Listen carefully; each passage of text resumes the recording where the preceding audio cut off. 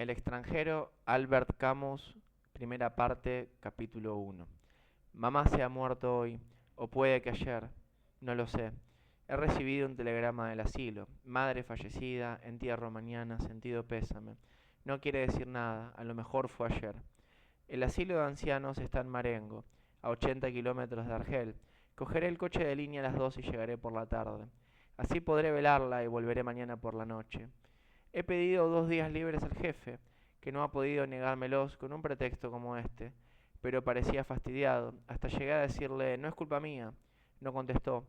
Pensé entonces que no debería haberle dicho algo así, bien pensado, no tenía por qué disculparme, más bien es él quien debería darme el pésame, pero seguramente lo hará pasado mañana, cuando me vea de luto.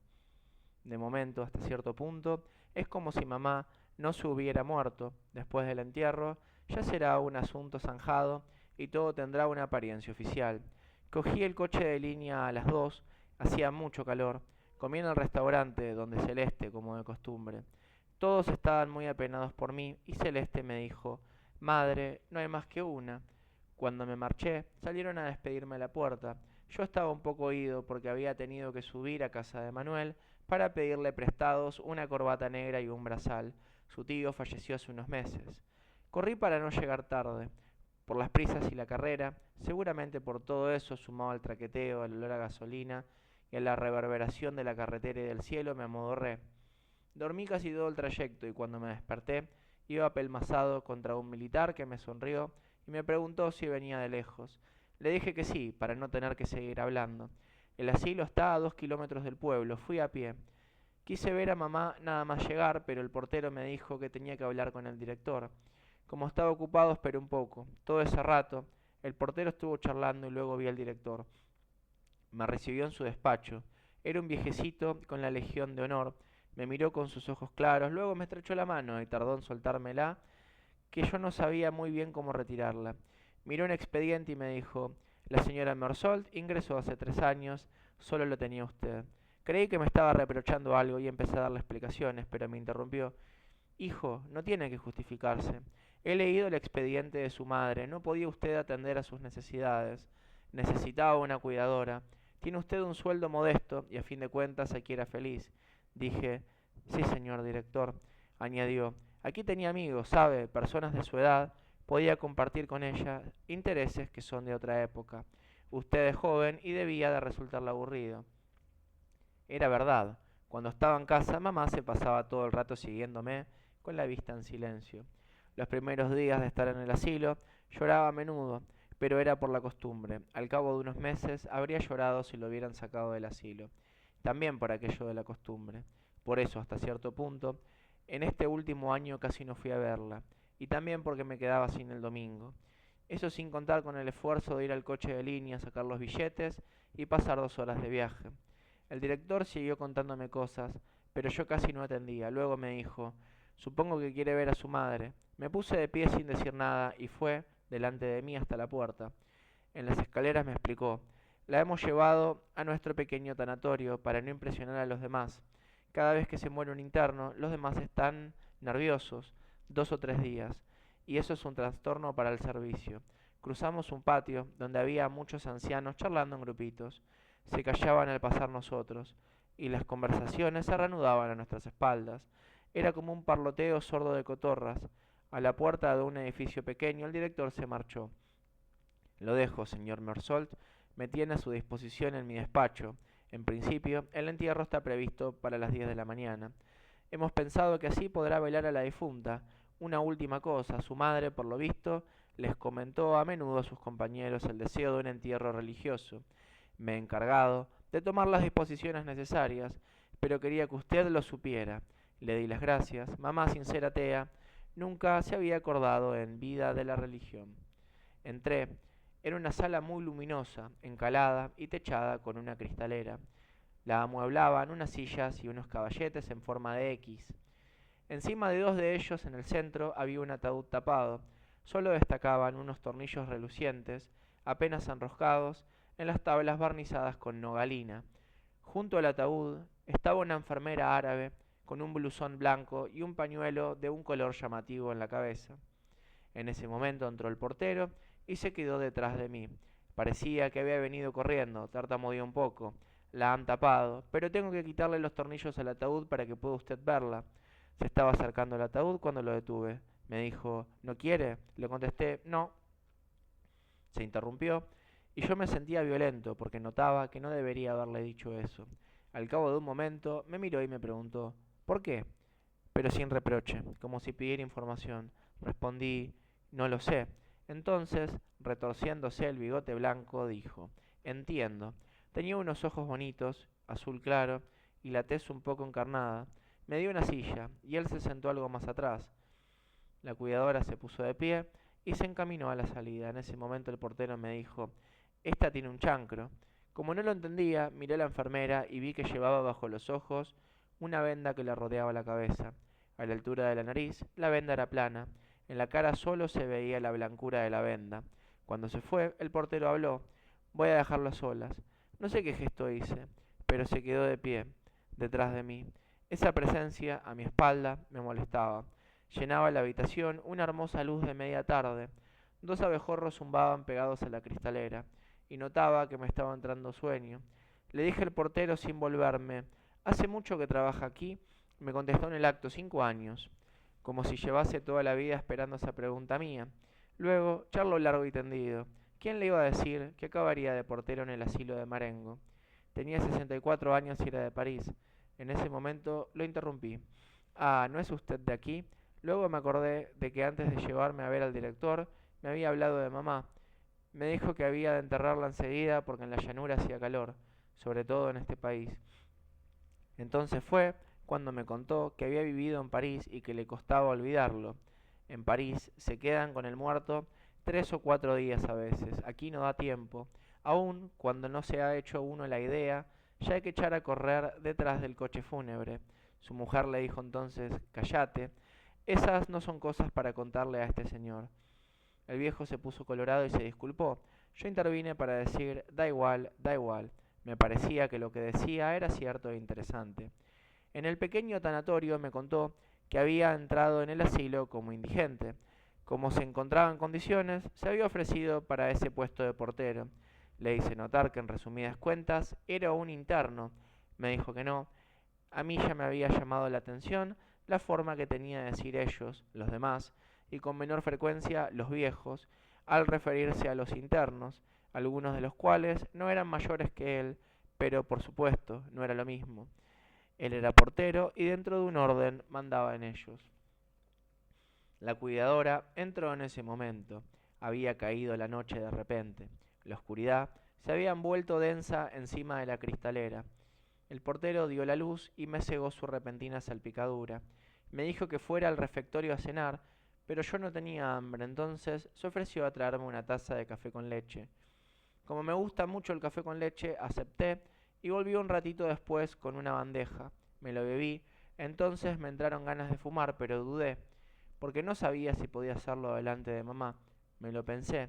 No tenía ninguna importancia. Le ofrecí un cigarrillo al portero y fumamos. En un momento dado me dijo, los amigos de su señora madre van a venir a velarla también, ¿sabe? Es lo habitual. Tengo que ir a buscar sillas y café solo. Le pregunté si podía apagar una de las lámparas. El resplandor de la luz en las paredes blancas me cansaba. Me dijo que no era posible. La instalación era así, o todo o nada. No le hice ya mucho caso. Se fue, volvió, colocó unas sillas. En una de ellas apiló las tazas alrededor de una cafetera. Luego se sentó enfrente, del otro lado de mamá. La cuidadora también estaba al fondo, de espaldas. Yo no veía lo que estaba haciendo, pero por el movimiento de los brazos podía pensarse que hacía a punto.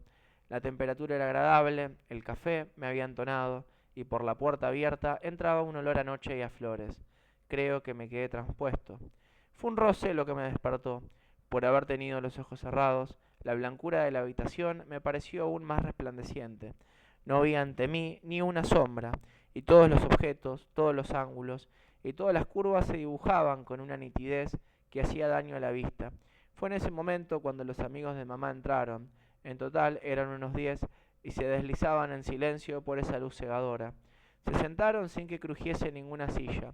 Los veía como nunca he visto a nadie, y no se me escapaba ni un detalle de sus caras o de su ropa. Sin embargo, no los oía y me costaba creer que fueran reales. Casi todas las mujeres llevaban delantal y la cinta que los ceñía a la cintura les marcaba aún más la tripa abombada. Nunca me había fijado en cuánta tripa pueden llegar a tener las mujeres viejas. Los hombres eran casi todos muy flacos y llevaban bastón. Lo que me llamaba la atención era que en la cara no se les veían los ojos, sino solamente una luz sin brillo en medio de un nido de arrugas. Cuando se sentaron, la mayoría me miró e inclinó la cabeza con apuro, con los labios chupados en la boca sin dientes, sin que yo pudiera saber si me estaban saludando o si se trataba de un tic. Más bien creo que me saludaban. Fue en ese momento cuando me di cuenta de que estaban todos sentados delante de mí, cabeceando alrededor del portero. Por un momento tuve la impresión ridícula de que estaban allí para juzgarme. Poco después, una de las mujeres empezó a llorar. Estaba en la segunda fila, me la tapaba una de sus compañeras y la veía mal. Lloraba con chilliditos regulares y parecía que no iba a dejarlo nunca. Para los demás era como si no lo oyesen.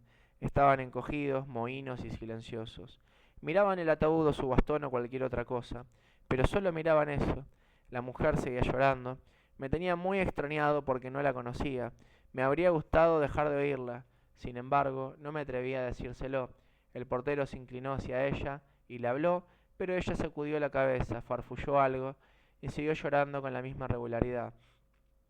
El portero se me acercó entonces. Se sentó a mi lado. Al cabo de un buen rato me informó sin mirarme. Estaba muy unida a su señora madre. Dice que era su única amiga aquí y que ahora ya no tiene a nadie. Nos quedamos así un buen rato. Los suspiros y los sollozos de la mujer se iban espaciando. Sorbía mucho. Al final se calló. A mí se me había pasado el sueño, pero estaba cansado y me dolían los riñones.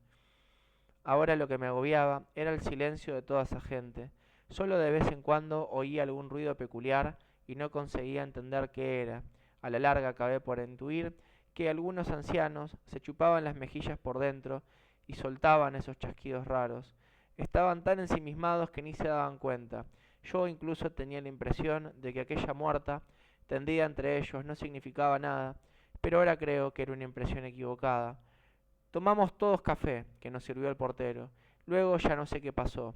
Transcurrió la noche. Recuerdo que en un momento dado abrí los ojos y vi que los ancianos dormían, apelmazados sobre sí mismos, salvo uno que con la barbilla en el dorso de las manos aferradas al bastón me miraba fijamente, como si solo estuviera esperando a que me despertase. Luego seguí durmiendo. Me desperté porque cada vez me dolían más los riñones. La luz del día se colaba por la cristalera. Poco después se despertó uno de los ancianos y tosió mucho. Escupía en un pañuelo grande de cuadros y cada escupitajo era como si se arrancase algo. Despertó a los demás y el portero dijo que tenían que irse. Se pusieron de pie con la incomodidad del velatorio, tenían la cara cenicienta. Al salir, y para mayor extrañeza mía, todos me estrecharon la mano, como si por pasar esa noche sin cruzar palabra nos hubiéramos vuelto más íntimos. Estaba cansado, el portero me llevó a su casa y pude asearme un poco. Me tomé otro café con leche, que estaba muy bueno. Cuando salí ya era totalmente de día. Por encima de las colinas que separan Marengo del mar, el cielo estaba lleno de zonas rojas, y el viento que les pasaba por encima traía hasta aquí un olor a sal. Estaba arrancando un día muy hermoso.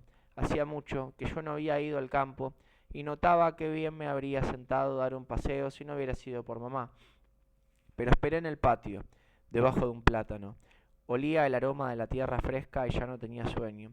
Me acordé de los compañeros de la oficina. A estas horas se estaban levantando para ir a trabajar. A mí me resultaba siempre la hora más difícil. Seguí pensando un poco en esas cosas, pero me distrajo una campana que sonaba dentro de los edificios. Hubo cierto revuelo detrás de las ventanas y luego todo se tranquilizó. El sol estaba un poco más alto en el cielo. Empezaba a calentarme los pies. El portero cruzó el patio y me dijo que el director preguntaba por mí. Fui a su despacho, me dio unos cuantos documentos para que los firmara. Vi que iba de negro, con un pantalón rayado. Agarró el teléfono y se dirigió a mí. Los empleados de la funeraria llevan aquí un rato. Voy a decirles que vengan a cerrar el ataúd. ¿Quiere ver antes a su madre por última vez? Dije que no. Ordenó por teléfono bajando la voz. Figueoc, diga a los hombres que adelante. Luego me dijo que iba a asistir al entierro y le di las gracias. Se sentó detrás de su escritorio y cruzó las piernas cortas. Me avisó de que íbamos a estar solos con la enfermera de servicio. En principio, los internos no debían asistir a los entierros. Solo se les permitiría ir al velatorio. Es una cuestión de humanidad, comentó, pero en esta ocasión había autorizado incorporarse al cortejo fúnebre a un viejo amigo de mamá, Tomás Pérez. Aquí el director sonrió. Me dijo, verá, es un sentimiento un tanto pueril, pero él y su madre estaban siempre juntos. En el asilo les gastaban bromas. Le decían a Pérez, es su novia. Él se reía, les gustaba a los dos. Y el hecho es que la muerte de la señora Mersault lo ha afectado mucho. No me ha parecido oportuno negarle el permiso, pero por consejo del médico le prohibí que ayer fuera al velatorio. Nos quedamos callados bastante rato. El director se puso de pie y miró por la ventana del despacho. En un momento dado dijo, ya está aquí el párroco de Marengo, llega temprano. Me avisó de que habría que andar por lo menos 3/4 de hora para ir a la iglesia, que está en el pueblo mismo. Bajamos, delante del edificio estaban el párroco y dos monaguillos. Uno llevaba un incensario y el cura se agachaba hacia él para regular la longitud de la cadenilla de plata.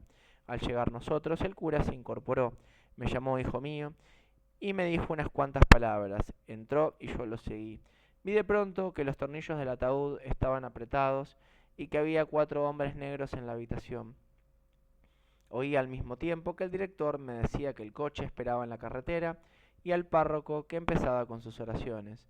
A partir de ese momento todo fue muy deprisa. Los hombres se acercaron al ataúd con un paño, el sacerdote, sus acompañantes, el director y yo salimos. Delante de la puerta había una señora a quien no conocía. El señor Mersault, dijo el director. No oí el nombre de la señora y solo me enteré de que era la enfermera delegada. Inclinó sin sonreír la cara huesuda y larga. Luego nos apartamos para dejar pasar el cuerpo. Fuimos detrás de quienes lo llevaban y salimos del asilo. Delante de la puerta estaba el coche, acharolado, alargado y reluciente. Recordaba un plumier. Al lado estaba el empleado de la funeraria, un hombrecillo con una ropa ridícula y un anciano que parecía incómodo. Deduje que era el señor Pérez. Llevaba un sombrero de fieltro flexible de capa redonda y ala ancha. Se lo quitó cuando salió el ataúd por la puerta.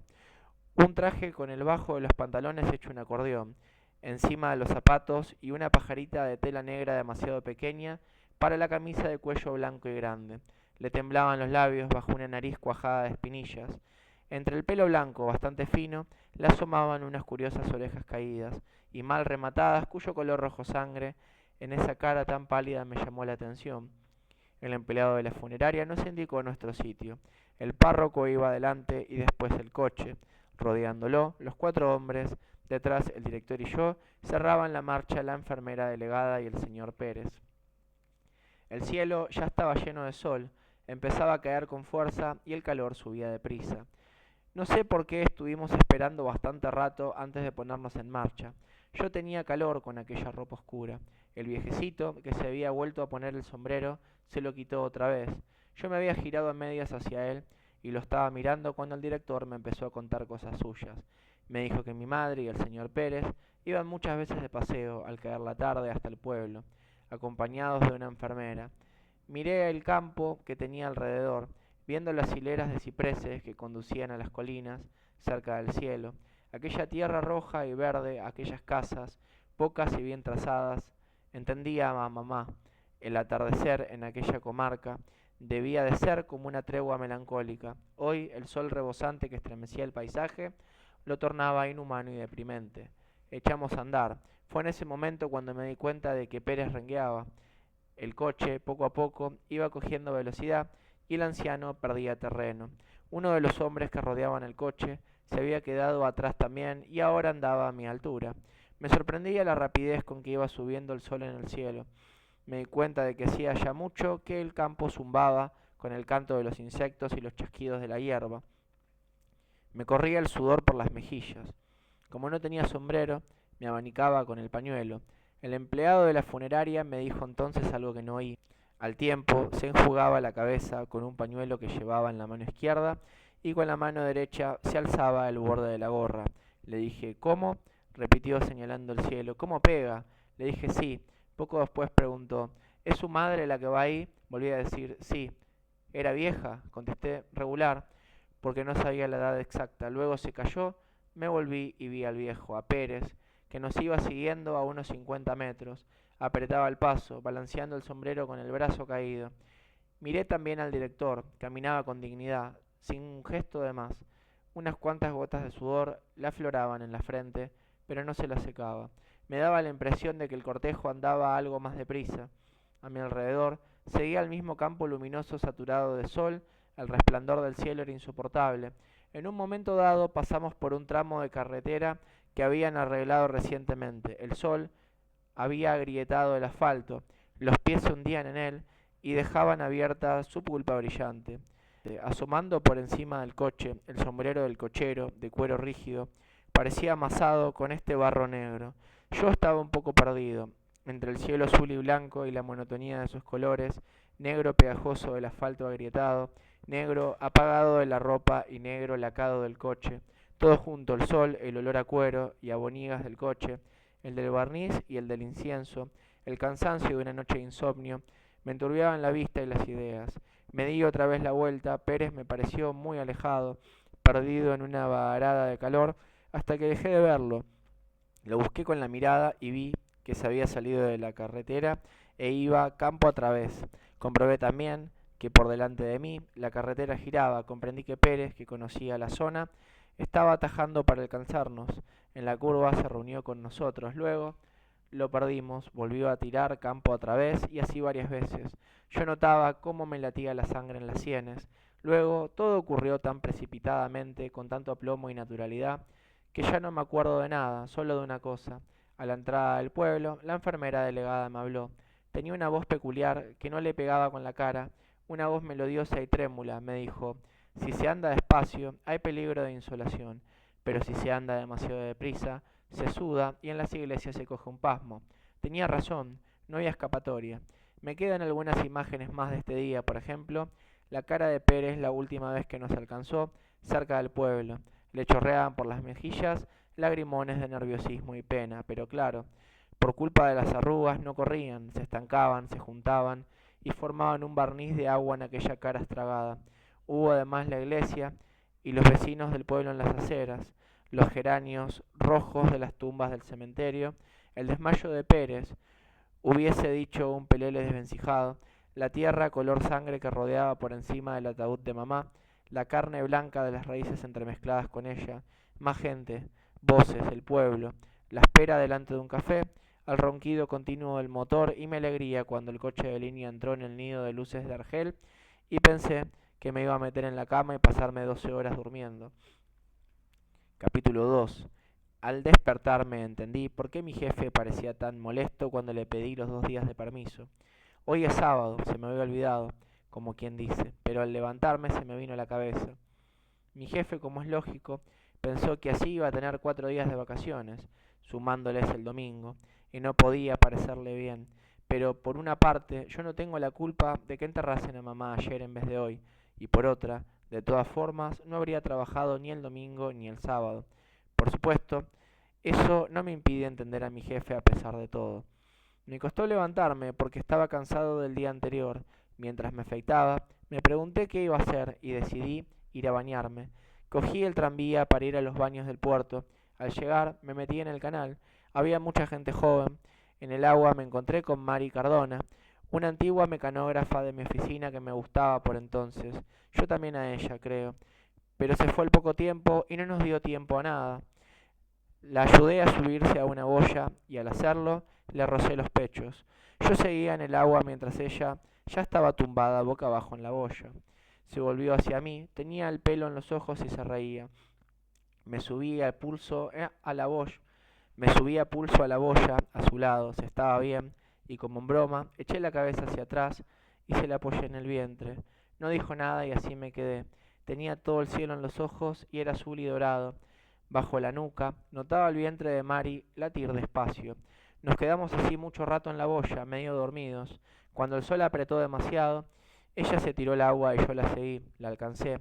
Le pasé la mano por la cintura y nadamos juntos. Ella seguía riéndose en el muelle. Mientras nos secábamos, me dijo, estoy más morena que usted. Le pregunté si quería ir conmigo al cine esa noche. Volvió a reírse y me dijo que le apetecía ver una película de Fernandel. Cuando ya estuvimos vestidos, pareció sorprenderse mucho al verme con corbata negra y me preguntó si estaba de luto. Le dije que mamá se había muerto.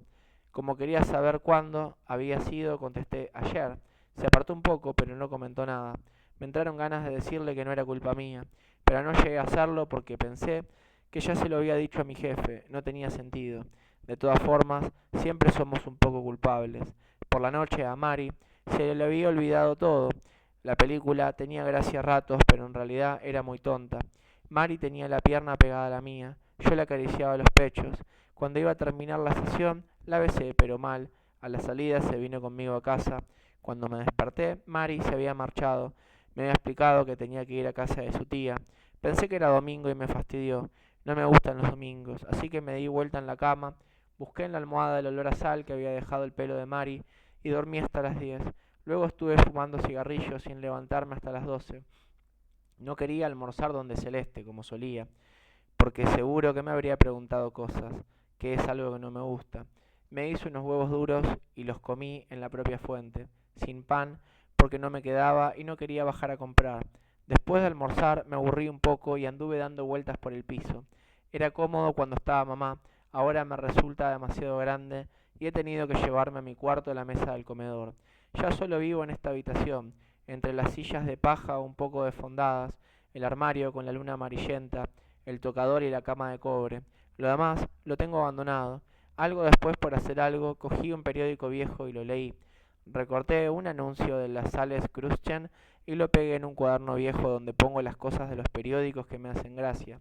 También me lavé las manos y al final me asomé al balcón. Mi cuarto da a la calle principal del arrabal. La tarde estaba hermosa, pero el suelo estaba pringoso y todavía pasaba poca gente y con prisas. Primero fueron familias que iban de paseo, dos niños con traje de marinero, los pantalones les llegaban por encima de la rodilla e iban algo embarados en la ropa tiesa, y una niña con un lazo rosa grande y zapatos de charol negro. Detrás una madre muy gorda con un vestido de seda marrón y el padre, un hombre algo canijo, a quien conocía de vista. Llevaba canotear, pajarita y bastón. Al verlo con su mujer entendí por qué decían de él en el barrio que era un distinguido. Después pasaron los jóvenes del arrabal, con el pelo reluciente de fijador y corbata roja, chaquetas muy entalladas con un pañuelo bordado en el bolsillo, y zapatos de punta cuadrada. Pensé que iban a los cines del centro, por eso salían tan temprano y apretaban el paso, caminó el tranvía entre fuertes risas. Cuando hubieron pasado la calle poco a poco se quedó casi desierta. Habían empezado todos los espectáculos, creo. Ya no quedaban en la calle sino los tenderos y los gatos. El cielo, aunque despejado, estaba opaco por encima de los ficus que flanqueaban la calle. En la acera de enfrente, el estanquero sacó una silla, la colocó delante de la puerta y se sentó a horcajadas, apoyando ambos brazos en el respaldo. Los tranvías, que iban repletos hacía un rato, circulaban ahora casi vacíos. En el cafetín Ches Pierrot, al otro lado del estanco, el camarero barría el serrín en el local desierto. Era de verdad domingo. Le di la vuelta a la silla y la coloqué como en la del estanquero, porque me pareció que era más cómodo. Me fumé 2 cigarrillos, entré para coger un trozo de chocolate y me volví a la ventana a comérmelo. Poco después el cielo se nubló y creí que iba a haber una tormenta de verano, pero volvió a despejarse poco a poco, aunque el paso de las nubes había dejado en la calle algo así como una promesa de lluvia que la había vuelto más oscura. Me quedé mirando mucho rato el cielo. A las 5 llegaron con gran escándalo unos tranvías. Traían del estadio de la periferia racimos de espectadores subidos en los estribos y las barandillas. En los tranvías siguientes llegaron los jugadores, a quienes reconocí por las maletitas. Berreaban y cantaban a pleno pulmón que su club no perecería. Algunos me hicieron señas, uno incluso me gritó: «Les hemos podido». Y yo dije sí, asentiendo con la cabeza. A partir de entonces empezaron a pasar autos. Luego el día avanzó un poco más. Por encima de los tejados el cielo se puso rojo y al caer la tarde las calles se animaron. Los paseantes regresaban poco a poco. Entre ellos reconocí al señor distinguido. Los niños lloraban o había que ir tirando de ellos. Casi en el acto, los cines de barrio volcaron a la calle una oleada de espectadores, de entre ellos Los jóvenes tenían ademanes más resueltos que de costumbre. Pensé que habían, que habían visto Pensé que habían visto una película de aventuras. Los que volvían de los cines del centro llegaron algo después. Parecían más serios. No es que no se rieran, pero a ratos parecían cansados y repensativos. Se quedaron en la calle, yendo y viniendo por la acera de enfrente. Las chicas del barrio sin sombrero iban del brazo. Los jóvenes se las habían apañado para cruzarse con ellas y les decían cosas graciosas, que ellas reían, desviando la cara. Varias a las que conocía me hicieron señas. Entonces se encendieron de pronto las luces de la calle e hicieron palidecer las primeras estrellas que se alzaban en la oscuridad de la noche. Noté que se me cansaba la vista al mirar así las aceras con sus cargas de hombres y de luces. Con las bombillas relucía el pavimento húmedo y los tranvías, a intervalos regulares, ponían reflejos en un pelo brillante, en una sonrisa o una pulsera de plata. Poco después, cuando ya escaseaban los tranvías y era de noche cerrada, por encima de los árboles y de los faroles, el barrio se fue quedando vacío, insensiblemente hasta que el primer gato cruzó despacio la calle, otra vez desierta. Me acordé entonces de que tenía que cenar. Me dolía un poco el cuello porque había estado mucho rato apoyado en el respaldo de la silla. Bajé a comprar pan y pasta, la preparé y me la comí de pie. Quise fumarme un cigarrillo en la ventana, pero había refrescado y me entró algo de frío. Cerré las ventanas y al volver vi en el espejo un extremo de la mesa donde la lámpara de alcohol estaba al lado de unos trozos de pan. Pensé que un domingo menos, que mamá estaba ya enterrada, que iba a volver al trabajo y que, al fin de cuentas, no había cambiado nada. 3. Hoy he trabajado mucho en la oficina. El jefe ha estado amable, me ha preguntado si no estaba demasiado cansado y también ha querido saber qué edad tenía mamá. Le he dicho que andaba por los 60, para no equivocarme, y no sé por qué, ha puesto cara de sentir alivio y de considerar que el asunto estaba zanjado. Había un montón de conocimientos de embarque apilados encima de mi mesa y he tenido que mirarlos todos. Antes de salir de la oficina para ir a comer, me he lavado las manos. A mediodía, que es un rato que me gusta, a última hora de la tarde, me parece menos agradable porque el rollo de toalla continua está completamente húmedo de haberlo estado usando todo el día. Se lo comenté un día al jefe, me contestó que era una pena, pero que no dejaba de ser un detalle sin importancia. Salí un poco tarde, a las 12:30, con Emanuel, que trabajaba en expedición. La oficina da al mar y nos entretuvimos un momento mirando los cargueros en el puerto atravesado de sol. En ese momento llegó un camión con un estruendo de cadenas y explosiones. Emanuel me preguntó si íbamos allá y eché a correr. El camión nos rebasó y echamos a correr detrás. Me asfixiaban el ruido y el polvo. No veía ya nada y solo notaba ese impulso desenfrenado de la carrera entre cabrestantes y máquinas, del baile de los mástiles contra el horizonte y de los cascos a cuyo lado pasábamos. Fui el primero en agarrarme y salté al vuelo. Luego ayudé a Emanuel a sentarse. Estábamos sin aliento y el camión brincaba por los adoquines desiguales del muelle. Entre el polvo y el sol, Emanuel reía hasta quedarse sin resuello. Llegamos sudando donde Celeste. Allí estaba con su tripa, su delantal y sus bigotes blancos. Me preguntó, ¿qué tal lo llevas? Le dije que bien y que tenía hambre. Comí muy deprisa y tomé café. Luego me fui a casa, dormí un rato porque había tomado demasiado vino y al despertarme me entraron ganas de fumar. Se me pasó la hora y corrí para pillar un tranvía. Trabajé toda la tarde, hacía mucho calor en la oficina y cuando salí al final de la jornada me alegré de poder volver andando despacio por los muelles. El cielo estaba verde y me sentía contento, pero me fui directamente a casa porque quería hacerme unas patatas hervidas. Al subir las escaleras oscuras me topé con Salamano, un viejo que es mi vecino de descansillo. Iba con su perro. Hace 8 años que andan juntos. El espaniel tiene una enfermedad de la piel, la sarna, creo, con la que se le cae casi todo el pelo y se le llena de placas y de costras pardas.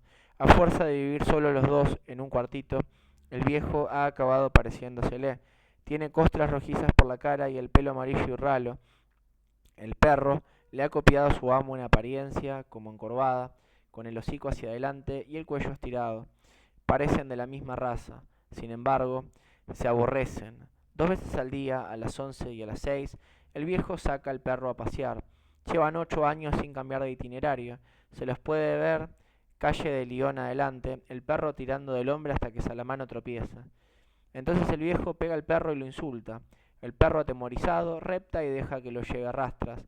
Ahora es el hombre el que tira. Cuando el perro ya se le ha olvidado, vuelve a arrastrar él a su dueño, que, de nuevo, le pega y lo insulta. Entonces se quedan los dos en la acera y se miran. El perro con terror, el hombre con odio. Y así todos los días. Cuando el perro quiere orinar, el viejo no le deja tiempo, tira de él y el cócar va soltando tras de sí un rastro de gotitas. Si por casualidad el perro se lo hace en la habitación, entonces le pega otra vez. Llevan así 8 años. Celeste dice siempre que hay que ver, qué lástima, pero en el fondo vaya usted a saber. Cuando me lo encontré por las escaleras, Salamano estaba insultando al perro. Le decía, cabrón, roñoso, y el perro se quejaba. Dije, buenas tardes, pero el viejo seguía con los insultos.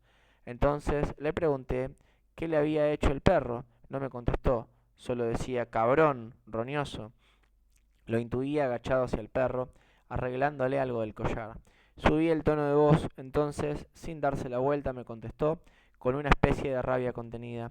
Siempre está en medio. Luego se fue, tirando del animal, que dejaba que lo arrastrase, sin mover las patas y quejándose. Precisamente en ese momento entró mi otro vecino de descansillo. Por el barrio dicen que vive de las mujeres, pero cuando le preguntan qué oficio tiene, dice que mozo de almacén. Por lo demás, no le cae bien a nadie, pero me dirige la palabra con frecuencia y a veces paso un rato a mi casa porque le escucho. Me parece que lo que cuenta es interesante, por lo demás, no tengo razón alguna para no dirigirle la palabra. Se llama Raymond Sintés, es bastante bajo, ancho de espaldas y con nariz de boxeador. Va siempre vestido muy formal. También él me dijo, refiriéndose a Salamano, hay que ver, qué lástima. Me preguntó si no me daba asco y le dije que no. Subimos y ya iba a despedirme cuando me dijo, tengo morcilla y vino, si quiere tomar un bocado conmigo. Pensé que sí me ahorraba de guisar y acepté. Él también tiene solo una habitación, con una cocina sin ventana.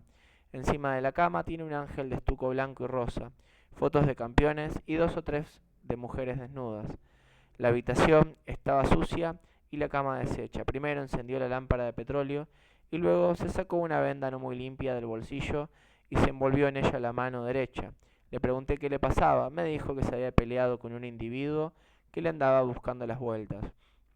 Mire, señor Mersault, me dijo, no es que yo sea mala persona, pero tengo mi genio. El fulano ese me dijo, bajá del tranvía si eres hombre. Le dije, venga, déjalo ya. Me dijo que no era hombre, entonces me bajé y le dije, basta ya, que si no te voy a dar para el pelo. Me contestó, ¿y qué más? Entonces le solté un guantazo y se cayó. Yo iba a levantarlo, pero me dio patadas desde el suelo. Entonces le di un rodillazo y 2 tortas. Le sangraba la cara, le pregunté si ya valía, me dijo que sí. Todo ese rato, sin test, se estaba arreglando el ventaje. Yo estaba sentado en la cama. Me dijo, ya ve que no buscaba bronca. Fue él quien se metió conmigo. Era verdad y así lo reconocí. Entonces me dijo que precisamente quería pedirme consejo acerca de este asunto, que yo era un hombre y sabía de las cosas de la vida, que podría ayudarlo y que luego sería mi amigo. No dije nada y me volvió a preguntar si quería ser amigo suyo. Dije que me daba igual, pareció alegrarse, sacó morcilla, la frió en la sartén y dispuso vasos, platos, cubiertos y 2 botellas de vino. Todo eso en silencio. Luego nos sentamos. Según comíamos empezó a contarme su historia. Al principio titubeaba un poco. Conocí a una señora, podemos decir que era mi querida. El hombre con quien se había pegado era el hermano de esa mujer. Me dijo que la había mantenido. No contesté nada, pero sin embargo añadió enseguida que sabía lo que se decía por el barrio, pero que él tenía la conciencia tranquila y que era mozo de almacén. Volviendo a lo mío, me dijo, me di cuenta de que me estaba timando. Él le daba lo justo para vivir, pagaba personalmente el alquiler de la habitación y le daba 20 francos diarios para la comida, 300 francos de habitación, 600 francos de comida y un par de medias en vez en cuando. Se pone en 1000 francos y la señora no trabajaba, pero me decía que era muy justo, que no le llegaba con lo que le daba. Y eso que yo le decía, ¿por qué no trabajas media jornada? Para mí sería un alivio en todas esas menudencias. Te he comprado un conjunto este mes, te pago 20 francos diarios, te pago el alquiler, y tú por las tardes tomas el café con tus amigas. les das el café y el azúcar, yo te doy el dinero, yo me he portado bien contigo y así me lo devuelves. Pero ella no trabajaba, decía siempre que no le salía nada, y así es como me di cuenta de que me estaba timando. Entonces me contó que le había encontrado un boleto de lotería en el bolso y que ella no había podido explicarle cómo lo había comprado. Algo más adelante encontró entre sus cosas una papeleta del Monte de Piedad que demostraba que había empeñado 2 pulseras. Hasta ese momento él no sabía nada de esas pulseras y vi que efectivamente me estaba timando. Entonces la dejé, pero antes la zurré y luego le dije 4 verdades. Le dije que todo lo que quería era pasárselo bien con su cosa. Como yo le dije, usted me entiende, señor Mersalt, no te das cuenta de que la gente te tiene envidia por la felicidad que te doy, ya te enterarás más adelante de lo feliz que eras.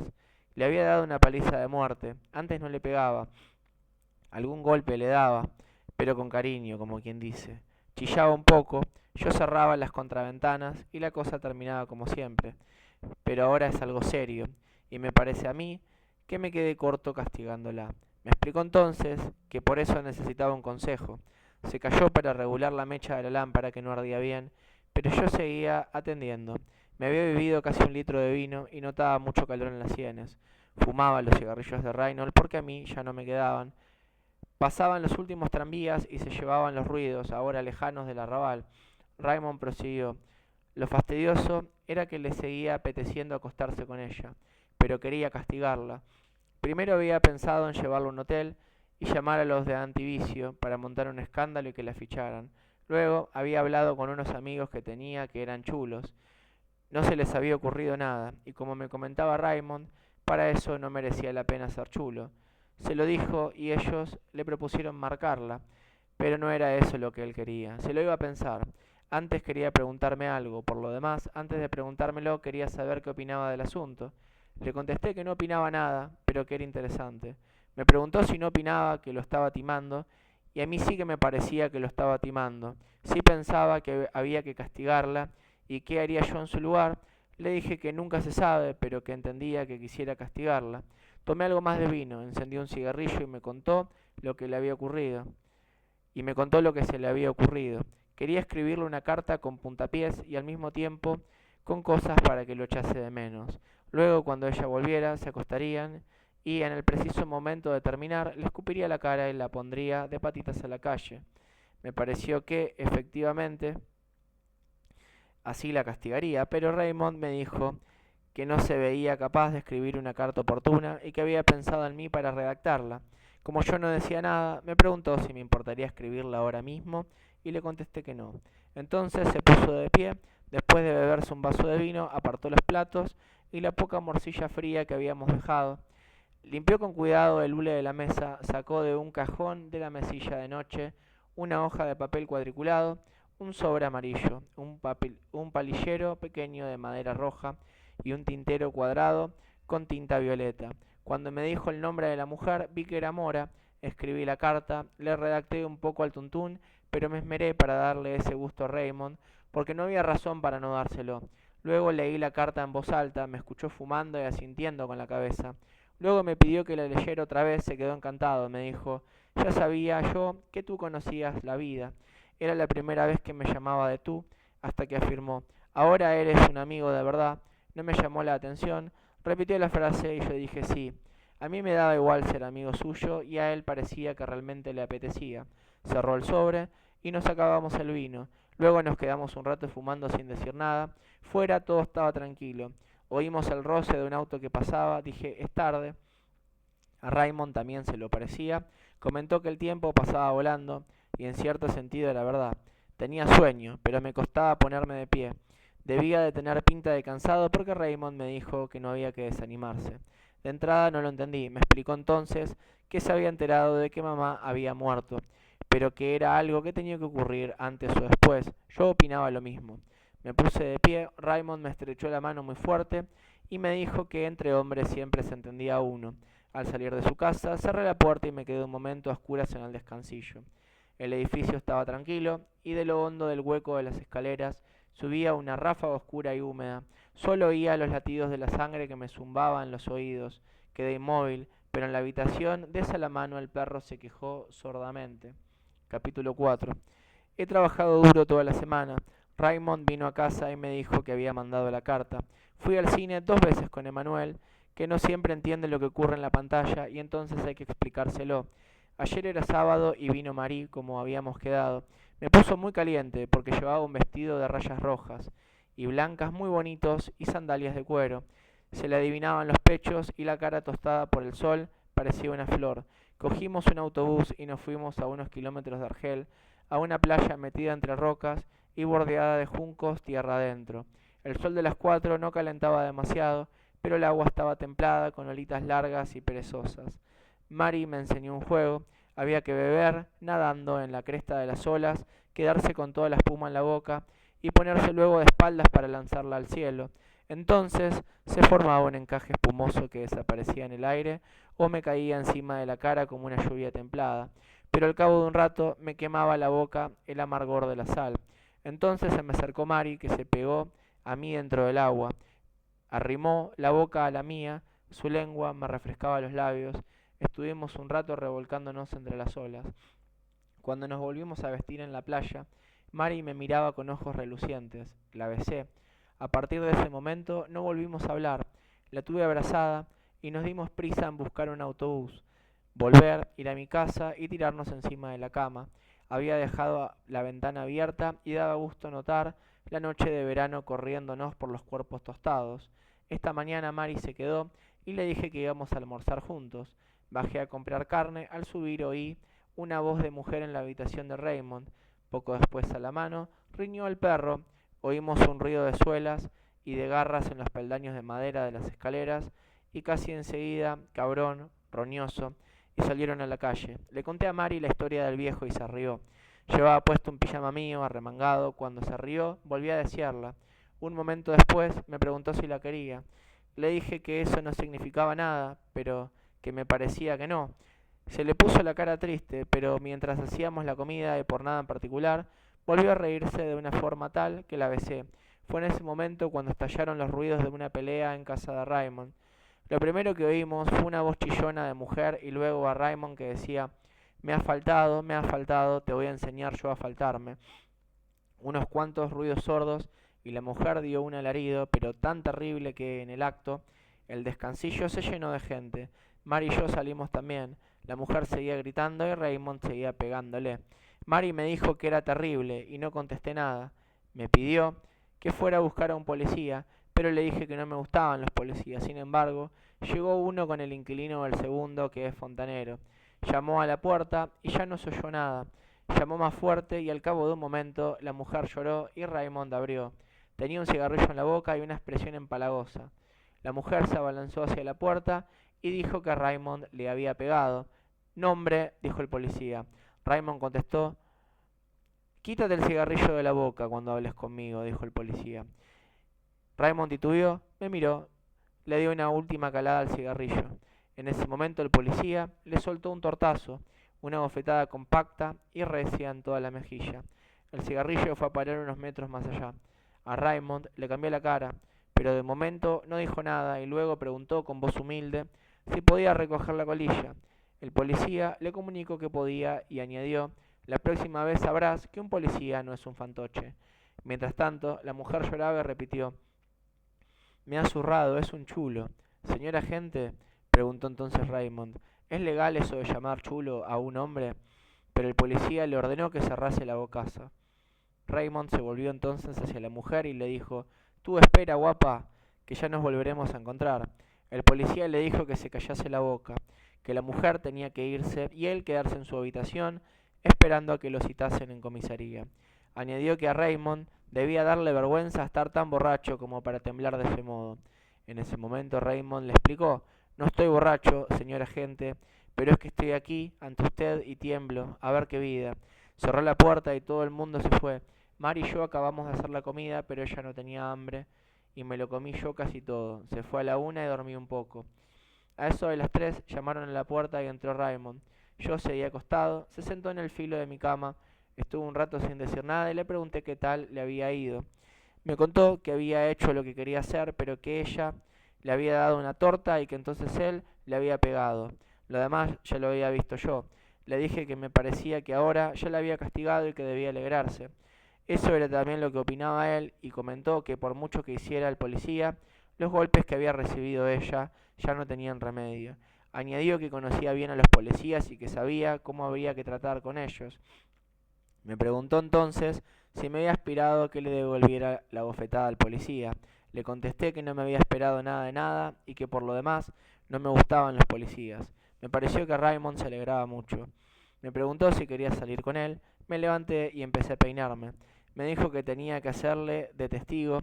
A mí eso me daba igual, pero no sabía qué tenía que decir. Según Raymond, bastaba con decir que la mujer le había faltado. Acepté hacerle de testigo. Salimos y Raymond me invitó a un aguardiente. Luego quiso jugar una partida de billar y perdí por poco. Después quería ir a un burdel, pero le dije que no porque no me gusta. Entonces nos volvimos a casa despacito y me iba diciendo lo mucho que se alegraba por haber conseguido castigar a su querida. Yo lo notaba muy atento conmigo y pensé que estábamos pasando un buen rato. Desde lejos divisé en el umbral de la puerta a Salamano, que parecía nervioso. Cuando nos acercamos, vi que no tenía el perro. Miraba para todos lados, giraba sobre sí mismo, intentaba ver en la oscuridad del pasillo, mascullaba palabras sin hilación y volvía a escudriñar la calle con sus ojillos encarnados. Cuando Raymond le preguntó qué le pasaba, tardó en contestar. Lo hizo susurrar confusamente, cabrón roñoso. Sin dejar de rebullir, le pregunté dónde estaba el perro. Me contestó con brusquedad que se había ido. Y luego, de repente, se puso locuaz. Lo llevé a la explanada del Champs en Mauxebres, como siempre. Las barracas de feria estaban rodeadas de gente. Me paré para mirar al rey de la evasión y cuando quise seguir andando ya no estaba. Claro que hace mucho que tendría que haberle comprado un collar menos grande, pero nunca pensé que ese roñoso pudiera marcharse así. Raymond le explicó entonces que el perro quizá se había extrañado y que volvería a casa. Le puso ejemplos de perros que habían recorrido decenas de kilómetros para regresar a su amo. A pesar de ello, el viejo parecía cada vez más nervioso. Pero me lo van a quitar, ¿sabe? Si por lo menos lo recogiera alguien, pero no puede ser, a todo el mundo le da asco con estas costras. La policía seguro que me lo quita. Le dije entonces que tenía que ir a la perrera y que se lo devolverían si pagaba ciertas tasas. Me preguntó si esas tasas eran altas, yo no lo sabía. Entonces se enfadó. Dar dinero por ese roñoso, va. Por mí como si revienta. Y empezó a insultarlo. Raymond se rió y se metió en el edificio. Lo seguí y nos separamos en el descansillo de nuestra planta. Un momento después oí los pasos del viejo y llamó a mi puerta. Cuando le abrí, se quedó un momento en el umbral y me dijo, disculpe, disculpe. Le ofrecí que pasara, pero no quiso. Se miraba la punta de los zapatos y le temblaban las manos costrosas. Sin mirarme la cara, me preguntó, me lo van a quitar, ¿verdad, señor Mersault? Me lo van a devolver porque si no, ¿qué va a hacer de mí? Le dije que la perrera tenía a los perros 3 días a disposición de sus dueños y que luego hacía con ellos lo que se les antojaba. Me miró en silencio, luego me dijo buenas noches, cerró su puerta y lo oí ir y venir. Su cama crujió por el curioso ruidito que atravesó el tabique. Deduje que estaba llorando. No sé por qué me acordé de mamá, pero tenía que madrugar al día siguiente, no tenía hambre y me acosté sin cenar. 5. Raymond me llamó por teléfono a la oficina y me dijo que un amigo suyo, al que le había hablado de mí, me invitaba a pasar el domingo en su chalecito, cerca de Argel. Le contesté que me parecía bien, pero que le había prometido a una amiga pasar el día con ella. Raymond me dijo inmediatamente que la invitaba también. La mujer de su amigo se alegraría de no estar sola con un grupo de hombres. Yo quería colgar enseguida, porque sé que al jefe no le gusta que recibamos llamadas de afuera. Pero Raymond me pidió que esperase y me dijo que había podido invitarme por la noche, pero que quería avisarme de otra cosa. Lo había estado siguiendo todo el día un grupo de árabes, entre los que estaba el hermano de su antigua querida. Si lo ves cerca de casa, cuando vuelvas esta noche avísame. Dije que de acuerdo. Poco después me llamó el jefe, y en el momento me preocupé porque pensé que iba a decirme que menos hablar por teléfono y más trabajar. No era eso ni por asomo. Me contó que iba a contarme un proyecto que aún estaba en el aire. Solo quería saber qué me parecía. Tenía la intención de abrir una oficina en París que llevase los asuntos en esa plaza y tratase directamente con las grandes compañías. Quería saber si yo estaría dispuesto a ir. Eso me permitiría vivir en París y también estar viajando parte del año. Es usted joven y me parece que esa vida podría gustarle. Le dije que sí, pero que en el fondo me daba igual. Me preguntó si no me interesaba cambiar de vida. Contesté que nunca se cambia de vida, que en cualquier caso todas eran más o menos lo mismo y que la mía aquí no me desagradaba en absoluto. Pareció disgustado, me dijo que mis respuestas siempre se iban por las ramas, que no tenía ambición y que eso era algo desastroso para los negocios. Así que me volví al trabajo. Habría preferido no disgustarlo, pero no veía motivo para cambiar de vida. Pensándolo bien, no era infeliz. Cuando estaba estudiando tenía muchas ambiciones de esas, pero cuando tuve que dejar los estudios me di cuenta enseguida de que todas esas cosas en realidad carecían de importancia. Al final de la jornada, Marie vino a buscarme y me preguntó si quería casarme con ella. Le contesté que me daba igual y que podíamos casarnos si le apetecía. Quiso saber entonces si la quería. Le contesté, como ya le había hecho una vez, que eso no significaba nada, pero que seguramente no la quería. Entonces, ¿por qué ibas a casarte conmigo? Dijo. Le expliqué que era algo que no tenía ninguna importancia y que si ella lo deseaba, podíamos casarnos. Por lo demás, era ella quien me lo había pedido y yo me limitaba a decir que sí. Comentó entonces que el matrimonio era algo serio. Contesté no, se quedó un rato callado y me miró en silencio. Luego habló, quiso saber sencillamente si yo habría aceptado de haberme propuesto lo mismo a otra mujer con quien tuviera la misma relación. Dije, naturalmente. Se preguntó entonces si me quería, y yo sobre eso no podía saber nada. Tras otro momento de silencio, me susurró que era muy raro, que seguramente me quería por eso, pero que a lo mejor algún día me despreciaría por las mismas razones. Como yo me callaba porque no tenía nada que añadir, me cogió del brazo sonriendo y sentenció que quería casarse conmigo. Le contesté que lo haríamos en cuanto ella quisiera. Le hablé entonces de la propuesta del jefe y Mari me dijo que le gustaría conocer París. Le conté que había vivido allí una temporada y me preguntó cómo era. Le dije sucio. Hay palomas y patios oscuros, la gente tiene la piel blanca. Luego estuvimos andando y cruzamos la ciudad por las calles principales. Las mujeres eran guapas y le pregunté a Marie si se había fijado. Me dijo que sí y que me entendía. Estuvimos un rato sin hablar, pero yo quería que se quedase conmigo y le dije que podíamos cenar juntos donde Celeste. Le apetecía mucho, pero tenía cosas que hacer. Estábamos cerca de mi casa y me despedí. Se me quedó mirando. ¿No quieres saber lo que tengo que hacer? Yo sí quería saberlo, pero no se me había ocurrido, y eso es lo que parecía echarme en cara. Entonces, al ver que me estaba liando, se volvió a reír y volcó todo el cuerpo hacia mí para tenderme los labios. Cené donde Celeste. Ya había empezado a comer cuando entró una mujercita muy rara que me preguntó si podía unirse a mi mesa. Por supuesto que podía, se movía a trompicones y tenía unos ojos brillantes en una cara menuda de manzana. Se quitó la chaqueta, se sentó y miró febrilmente la carta. Llamó a Celeste y le pidió en el acto todo lo que iba a tomar con voz a la vez precisa y precipitada.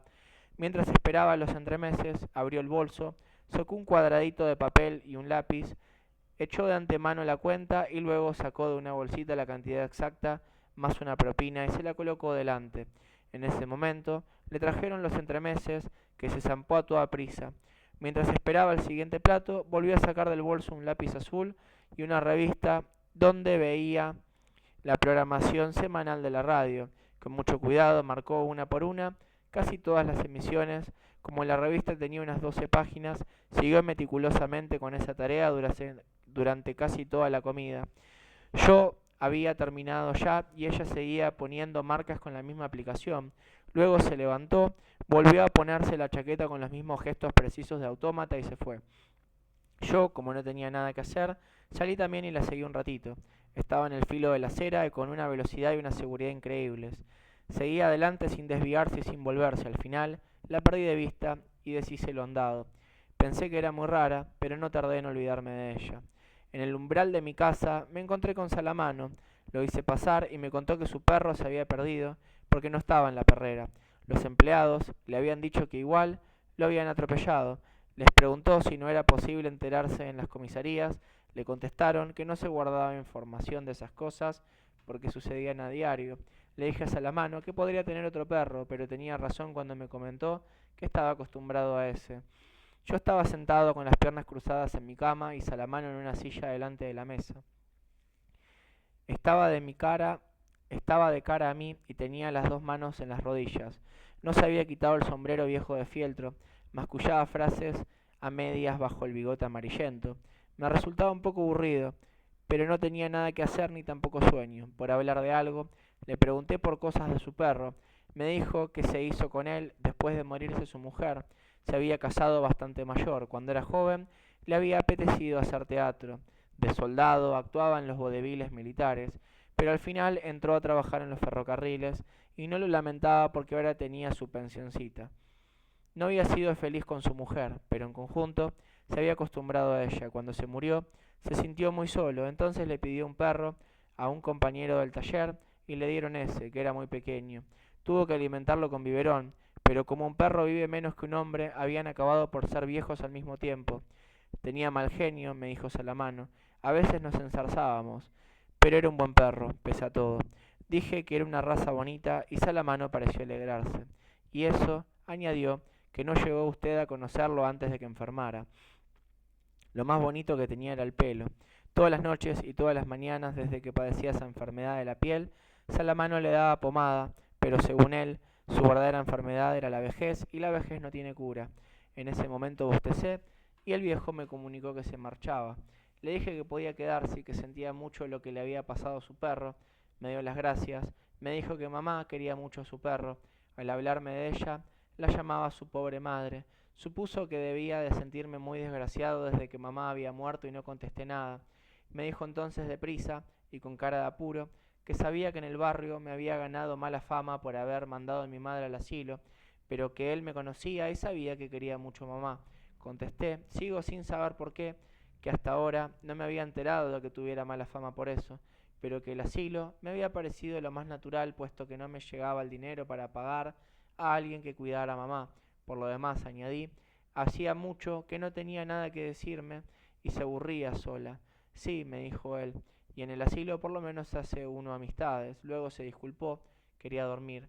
Ahora le había cambiado la vida y no sabía muy bien qué iba a hacer. Por primera vez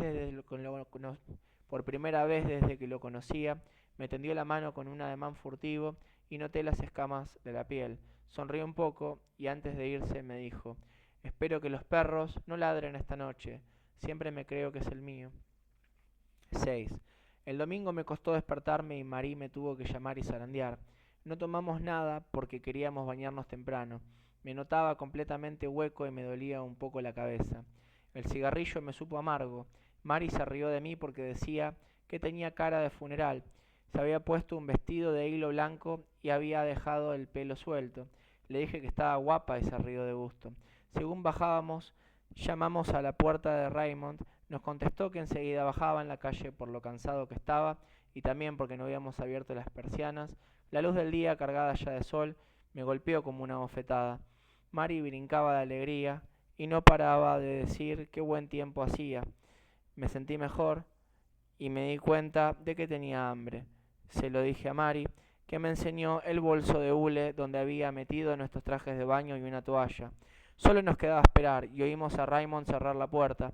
Llevaba unos pantalones azules y una camisa blanca de manga corta, pero se había puesto un canotier, con lo que a Mari le entró la risa, y tenía los antebrazos muy blancos bajo el vello negro. Me daba un poco de asco, silbaba al bajar y parecía muy contento.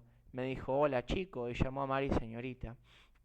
La víspera habíamos estado en la comisaría y yo declaré que la mujer había faltado a Raymond, había salido del paso con una amonestación. No comprobaron mi testimonio. Delante de la puerta hablamos con Raymond y luego decidimos coger el autobús. La playa no caía lejos, pero sí llegaríamos antes. Raymond creía que a su amigo le gustaría vernos llegar pronto. Ya nos íbamos cuando Raymond de pronto me hizo una seña para que mirase enfrente. Vi a un grupo de árabes con la espalda apoyada en la fachada del estanco. Nos miraban en silencio, pero a su manera, ni mejor ni peor que si fuéramos piedras o árboles secos. Raymond me dijo que el segundo por la izquierda era su hombre, y me pareció preocupado. Y eso, añadió, que ya se había zanjado el tema. Mari no se enteraba muy bien y nos preguntó qué pasaba. Le dije que eran unos árabes que estaban resentidos con Raymond. Quiso que nos fuéramos enseguida. Raymond se enderezó, se rió y dijo que había que darse prisa. Fuimos hacia la parada del autobús, que estaba un poco más allá, y Raymond me informó de que los árabes no nos seguían. Miré hacia atrás, continuaban en el mismo sitio y miraban con la misma indiferencia el lugar del que nos acabábamos de ir. Cogimos el autobús. Raymond, que parecía alivianadísimo, no paraba de decirle cosas chistosas a Mary. Noté que le gustaba, pero ella casi no le contestaba. De vez en cuando lo miraba riéndose. Bajamos hasta los arrabales de Argel. La playa no estaba lejos de la parada del autobús, pero hubo que cruzar una breve meseta que domina el mar y va luego cuesta abajo hacia la playa. Estaba cubierta de piedras amarillentas y de afodelos muy blancos contra el azul del cielo, ya endurecido. Mary se entretenía en hacer volar los pétalos, golpeándolo fuerte con el bolso de hule. Fuimos andando entre las hileras de casitas con vallas verdes o blancas, algunas con porche y ocultas bajo los tamariscos y otras desnudas entre las piedras. Antes de llegar al borde de la mesita ya se podía ver el mar quieto, y más allá, un cabo soñoliento y macizo en el agua clara. El sonido apagado de un motor se alzó en el aire tranquilo y llegó hasta nosotros, y vimos muy lejos un pesquero pequeño que avanzaba, imperceptiblemente, por el mar deslumbrante. Mary cogió unos cuantos lirios silvestres. Desde la cuesta que bajaba hacia el mar vimos que había ya algunos bañistas. El amigo de Raymond vivía en un chalecito de madera en una punta de la playa.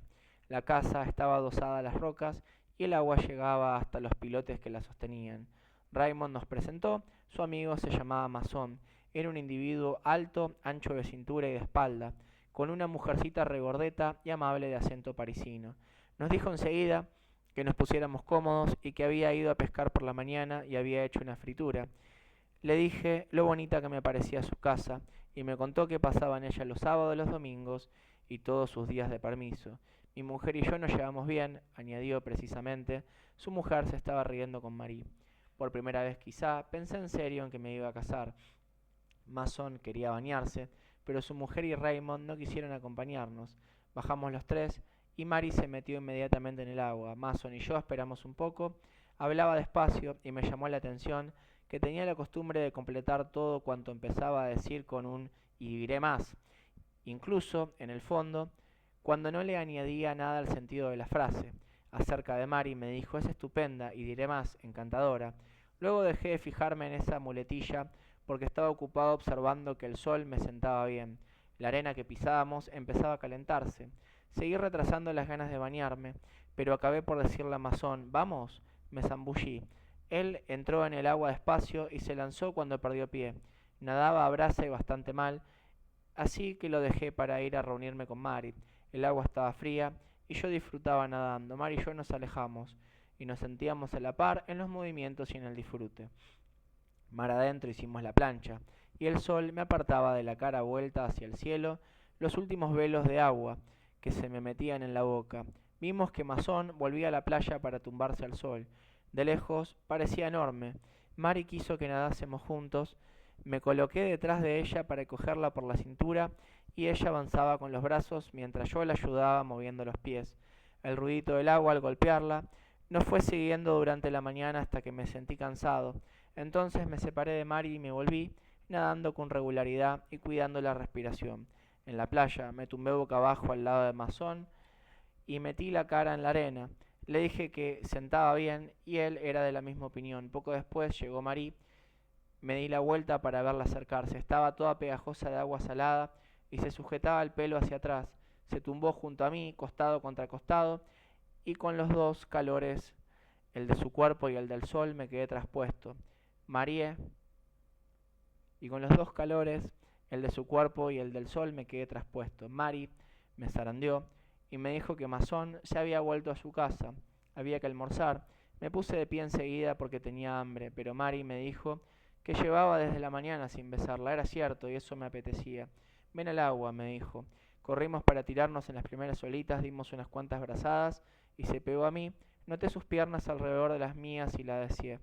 Cuando volvimos, Masón ya nos estaba llamando. Dije que tenía mucha hambre y sobre la marcha él le comentó a su mujer que yo le caía muy bien. El pan estaba bueno, me zampé mi ración de pescado, luego había carne y patatas fritas. Comíamos todos sin hablar. Mason bebía vino con frecuencia y me servía sin parar. Al llegar al café tenía la cabeza un poco pesada y fumé mucho. Mason, Raymond y yo nos planteamos pasar juntos el mes de agosto en la playa compartiendo los gastos. Mary nos dijo de repente: ¿saben qué hora es? Son las 11:30. Nos quedamos muy asombrados, pero Mason Dijo que habíamos comido muy temprano y que era natural porque la hora de almorzar es la hora en que se tiene hambre. No sé por qué a Mari aquello le hizo mucha gracia. Creo que se había pasado un poquito con la bebida. Masón me preguntó entonces si quería dar un paseo por la playa con él. Mi mujer duerme siempre la siesta después del almuerzo. A mí no me gusta, pero tengo que andar. Le digo siempre que es más sano, pero a fin de cuentas está en su derecho. Mari nos comunicó que se quedaba para ayudar a la señora Masón a fregar los cacharros. La mujercita de París dijo que para eso había que echar a los hombres. Bajamos los tres. El sol caía casi a plomo en la arena y su resplandor en el mar era insoportable. En la playa ya no quedaba nadie. En los chalecitos que bordeaban la meseta y daban al mar se oía ruido de platos y de cubiertos. Apenas sí se podía respirar en el calor pétreo que subía del suelo. Al principio Raymond y Mason hablaron de cosas y de personas de las que yo no sabía nada. Me di cuenta de que hacían mucho que se conocían y que en un momento dado incluso habían vivido juntos.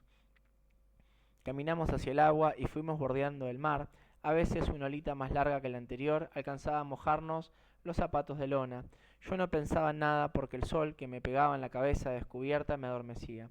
En ese momento Raymond le dijo a Mason algo que oí mal, pero al mismo tiempo divisé en la otra punta de la playa, muy alejado de nosotros, a dos árabes con un mono de trabajo que venían en nuestra dirección. Miré a Raymond y me dijo, es él.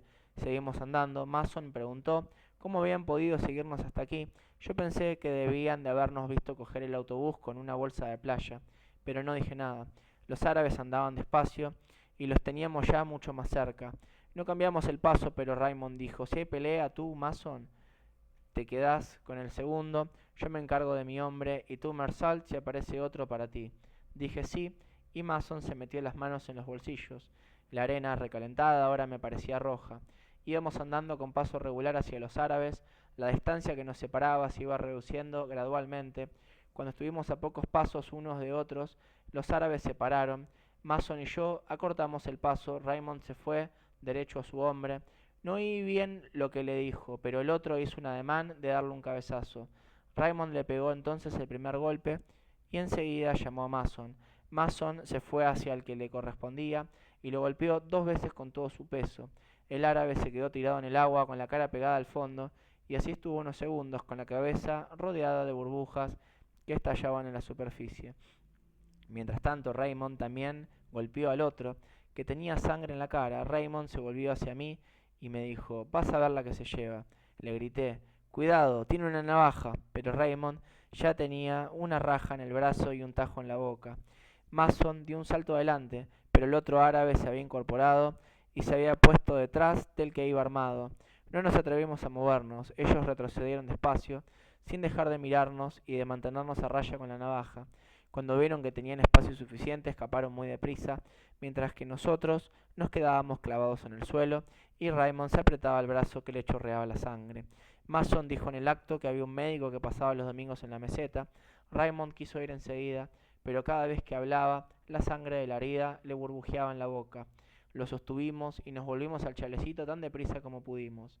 Allí Raymond dijo que eran heridas superficiales y que podía ir al médico. Se fue con Mason y yo me quedé para explicarles a las mujeres lo sucedido. La señora Mason lloraba y Mary estaba muy pálida. A mí me aburría la explicación, acabé por callarme y fumé mirando al mar. A eso de la 1:30, Raymond volvió con Mason, llevaba el brazo vendado y un esparadrapo en la comisura de la boca. El médico le había dicho que no era nada, pero Raymond parecía de un humor muy sombrío. Mason intentó que se riera, pero él seguía callado. Cuando dijo que bajaba a la playa, le pregunté dónde iba. Me contestó que quería tomar el aire. Mason y yo dijimos que lo acompañábamos, entonces se enfadó y nos insultó. Mason sentenció que no había que llevarle la contraria. Yo me fui detrás de él pese a todo. Anduvimos mucho rato por la playa. El sol ahora era agobiante, se hacía anicos en la arena y en el mar. Me dio la impresión de que Raymond sabía dónde iba, pero seguramente no era verdad. Al fin del todo de la playa llegamos por fin a un manantial pequeño que corría por la arena detrás de una roca grande. Allí encontramos a nuestros dos árabes. Estaban echados con el mono de trabajo pringoso de grasa. Parecían de lo más tranquilo e incluso contentos. Cuando llegamos no hubo cambios. El que había herido a Raymond lo miraba sin decir nada. El otro soplaba en un junco pequeño y repetía sin cesar, mirándonos con el rabillo del ojo, las tres notas que le sacaba el instrumento. Durante todo ese tiempo solo hubo ya sol y aquel silencio, con el ruidito del manantial y las tres notas. Luego Raymond se llevó la mano al bolsillo de atrás, pero el otro no se movió y siguieron mirándose. Me fijé en el que tocaba la flauta tenía los dedos de los pies muy... Me fijé en el que tocaba la flauta tenía los dedos de los pies muy separados, pero sin apartar la vista de su adversario, Raymond me preguntó, ¿me lo cargo?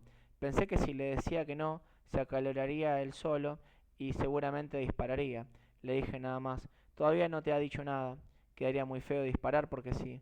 Seguimos oyendo el ruidito del agua y el de la flauta en lo hondo del silencio y del calor. Luego Raymond dijo, entonces voy a insultarlo y cuando me conteste me lo cargo.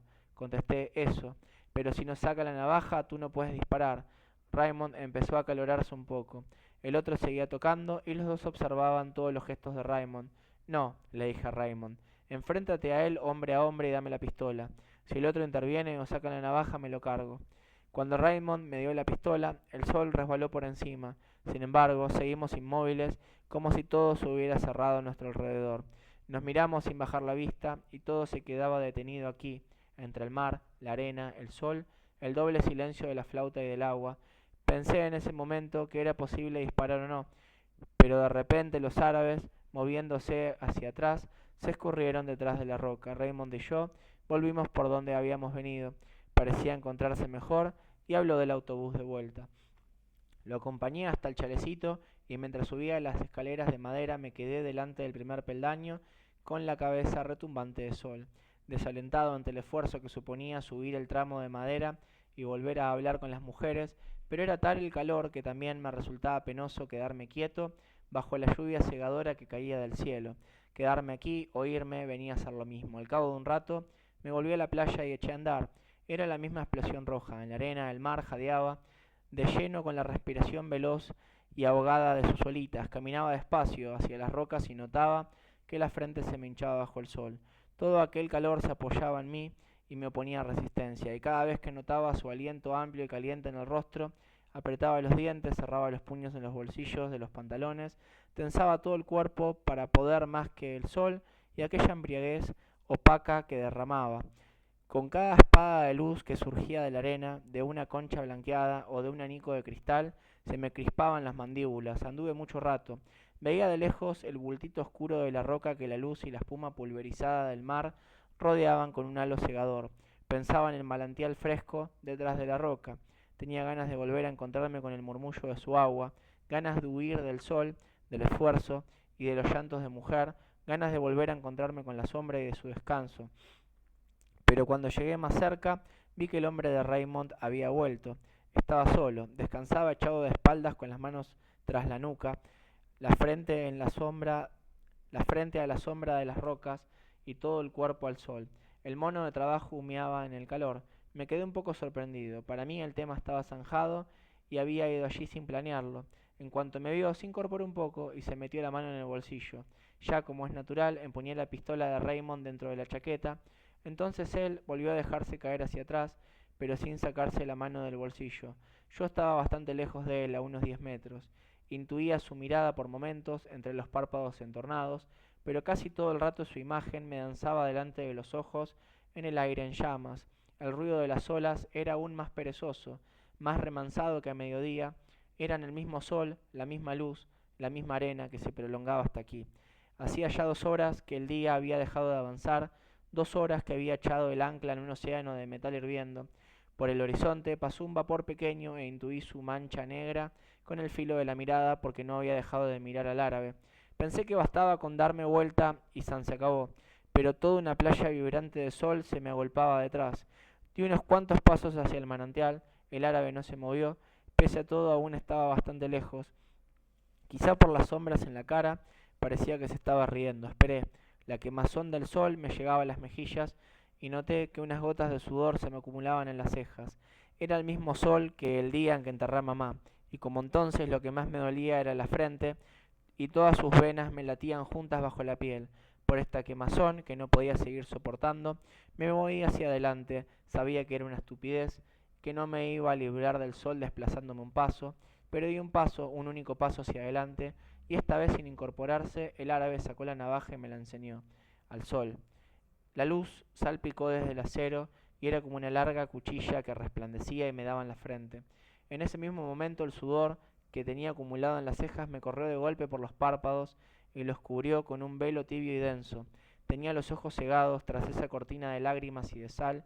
Solo notaba ya los címbalos del sol en la frente y confusamente el estoque cegador que salía de la navaja, que seguía teniendo ante mí, esa espada ardiente que roía las pestañas y me hurgaba en los ojos doloridos. Fue entonces cuando todo se tambaleó. El mar acarreó un hálito denso y ardiente. Me pareció que el cielo sabría cuán ancho era para dejar que lloviera fuego. Todo mi ser se tensó, crispé la mano en la pistola, el gatillo cedió, toqué el vientre brunido de la culata y allí fue, en el ruido a un tiempo seco y ensordecedor donde todo empezó. Me sacudí el sudor y el sol, comprendí que había destruido el equilibrio del día, el silencio excepcional de una playa donde había sido feliz. Entonces volví a disparar otras 4 veces contra un cuerpo inerte, donde se hundían las balas sin que notase, y eran como 4 golpes breves con los que llamaba a la puerta de la desdicha.